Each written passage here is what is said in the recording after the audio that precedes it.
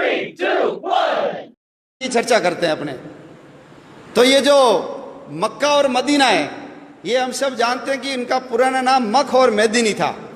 आज भी वहाँ मक्केश्वर महादेव शिवलिंग है, वहाँ उसको ढक करके रखते हैं। जाने वाला मुसलमान उसको चूम करके आता है, जैसे हम शंकर भगवान के शिवलिंग के हाथ लगाते हैं वैसे वो उस पत्थर को हाथ लगा करके आते हैं।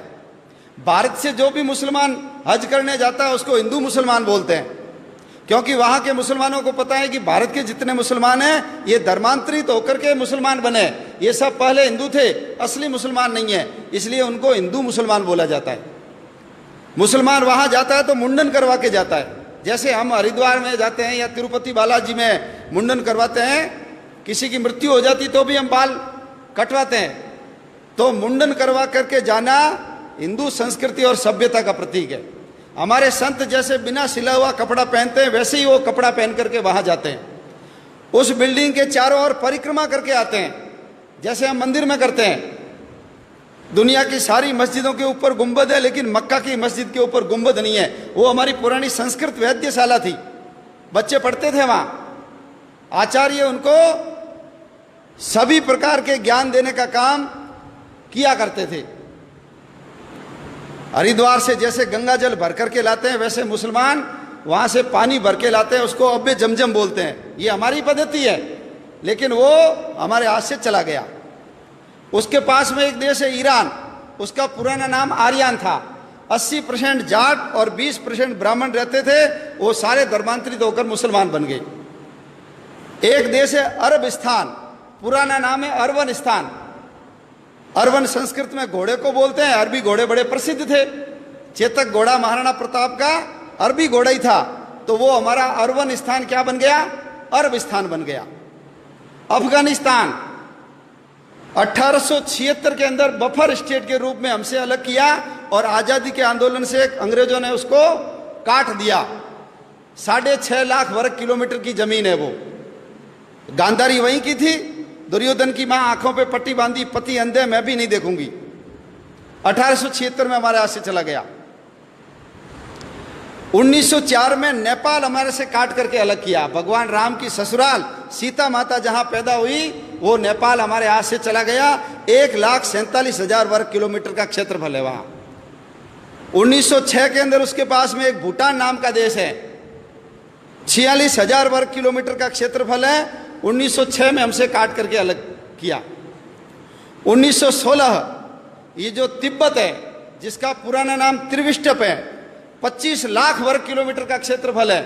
दलाई लामा वहीं के रहने वाले हैं। और देश की आजादी के बाद जब 1962 में चाइना ने आक्रमण किया, तब तक वो हमारे पास था। उसकी विदेश नीति, उसकी रक्षा नीति, उसकी रक्षा का काम हमारी सेनाएं करती थी। लेकिन हिंदी चीनी भाई भाई पंचशील के सिद्धांत, नेहरू जी की गलती के कारण वो चाइना ने हमसे हड़प लिया, दबा लिया। आज वो जो तिब्बत है चाइना के पास चला गया। भारत और चीन के बीच में तिब्बत बहुत बड़ी भूमि थी, चाइना बॉर्डर से बहुत दूर था, लेकिन चाइना का बॉर्डर भारत के पास आकर के लग गया। 1935 भगवान राम ने जिस लंका को जीत करके सोने की लंका को ठोकर मार दी और अपने भाई लक्ष्मण को कहा जननी और जन्मभूमि स्वर्ग से बढ़कर है, वो 1935 में हमसे काट करके अलग कर दी। क्षेत्रफल कितना है, 66,000 वर्ग किलोमीटर। 1937 जिसको आज हम म्यांमार बोलते हैं, पुराना नाम है बर्मा, रंगून। याद करो, काले पानी की सजा के लिए सबको पकड़ पकड़ करके वहां ले जाते थे, और सुभाष चंद्र बोस ने आजाद हिंद फौज बना करके जो हमला किया था, रंगून अपने कब्जे में कर लिया था। वो बर्मा हमारे से 1937 में अलग कर दिया गया। बर्मा का क्षेत्रफल भी 6,70,000 वर्ग किलोमीटर है। 1947 आ गया। 1947 में ये जो बांग्लादेश, उस समय उसका नाम पूर्वी पाकिस्तान था, 1.5 लाख वर्ग किलोमीटर। और ये जो पश्चिमी पाकिस्तान 8 लाख वर्ग किलोमीटर, 9.5 लाख वर्ग किलोमीटर की जमीन 1947 में हमसे काट करके अलग कर दी गई। बहुत पवित्र स्थान हमारे हाथ से चले गए। सरस्वती नदी गई, जिसके किनारे सारे शास्त्रों की रचना सारस्वत ब्राह्मणों ने की, वो हमारे यहाँ से चली गई। झेलम नदी चली गई, जिसके किनारे पर पौरस ने सिकंदर के दांत खट्टे किए थे, वो झेलम नदी गई। सिंधु नदी चली गई हमारी। हमारे 52 शक्तिपीठों में से एक शक्तिपीठ है हिंगलाज माता का मंदिर, वो हमारे हाथ से चला गया। शंकराचार्य ने जिन पीठों की स्थापना की थी, शारदा पीठ, वो हमारे हाथ से चली गई। जहां यक्ष और युधिष्ठिर के संवाद हुए थे, वो कटास राज, वो भी हमारे हाथ से चला गया। नानक देव जी जहां जन्मे, नानक देव जी जिसने बाबर को जाबर कहा और बाबर को बोला ये पाप की बारात है, इतने अत्याचार किए थे बाबर ने, मस्जिद को घुमा दिया, ऐसे नानक देव जी का ननकाना साहब हमारे हाथ से चला गया। पंजा साहब, जहां वली कंधारी ने उनके ऊपर बहुत बड़ी चट्टान लुढ़काई थी, हाथ लगा करके रोका, आज भी उसके ऊपर पंजे का निशान है, हमारे हाथ से चला गया। हमारा शालीवाहन कोट, जिसको आज हम सियालकोट बोलते हैं, वीर हकीकत राय को जहां फांसी पे लटकाया, हमारे हाथ से चला गया वो। तक्षशिला का विश्वविद्यालय, चाणक्य जैसे शिक्षक और चंद्रगुप्त जैसे शिष्य जहां पढ़ते थे, वो हमारे हाथ से चला गया। हड़प्पा और मोहनजोदड़ो, सबसे पुरानी सभ्यता के अवशेष जहां पर है, वो हमारे हाथ से चला गया। हरि सिंह नलवा, बच्चे रोते थे तो मां कहती थी चुप हो जा नहीं तो हरिया आ जाएगा। हरि सिंह नलवा ने पठानों को पीट पीट करके ये सलवार पहना दी, मुसलमानों को महिलाओं की ड्रेस पहनने के लिए मजबूर कर दिया। ऐसे हरि सिंह नलवा का जन्म स्थान हमारे हाथ से चला गया। महाराजा रणजीत सिंह की समाधि लाहौर में, लाहौर वही लाहौर है जहां जिसको भगवान श्री राम के बेटे लव ने बसाया। पुराना नाम लवपुर था, अभी उसका नाम लाहौर हो गया। कुश ने जिस कुशपुर को बसाया था, उसका नाम वर्तमान में कुसूर है, वो भी हमारे हाथ से चला गया। कश्मीर हमारे हाथ से चला गया। 2,22,000 में से 1,21,000 वर्ग किलोमीटर की जमीन पाकिस्तान ने ले ली, कश्मीर हमारे हाथ से चला गया। 1962 में चीन ने जब आक्रमण किया तो 35,500 वर्ग किलोमीटर की जमीन चीन ने दबा ली।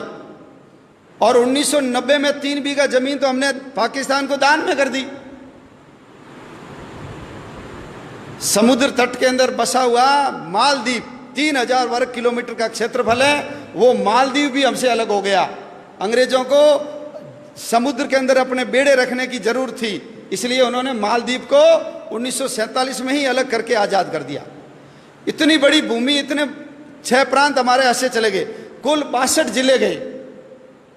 और जिस समय देश का विभाजन हुआ, हमारे कबूतर उड़ाने वाले अंकल जी जब लाल किले पे खड़े होकर के अपने शेरवानी के तीसरे बटन हॉल में गुलाब की कली सजा करके भाषण दे रहे थे, उस समय पाकिस्तान की सड़कों के ऊपर हमारी माँ बहनों को नंगा करके उनके जुलूस निकाले जा रहे थे। रेलों के अंदर काट काट करके भर भर रेलें भेजी जाती थी, भाला टांग करके बच्चों की एक के ऊपर एक, जैसे सुई के ऊपर फूल डाल करके माला बनाते हैं, ऐसे बच्चों को डाल डाल करके गांधी जी के लिए तोहफा, नेहरू जी के लिए भेंट, ऐसा लिख लिख करके वहां से भेजा जा रहा था। नर कंकाल इधर से उधर किए जा रहे थे और हम गीत गा रहे थे, दे दी हमें आजादी बिना खड़ग बिना ढाल। एक बूंद भी खून नहीं बहाया और आजादी मिल गई, ऐसा उस गीत के अंदर वर्णन है। 12 लाख लोग मारे गए, 12 लाख लोग, 2 करोड़ लोग बेघर हो गए।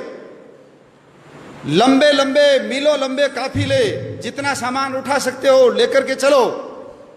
कल्पना कर सकते हैं यदि कल हमको कह दे यहां से छोड़ के सब चले जाओ, इतना आलीशान मकान, इतनी बड़ी दुकान, फैक्ट्री, क्या बीतती है मन के ऊपर।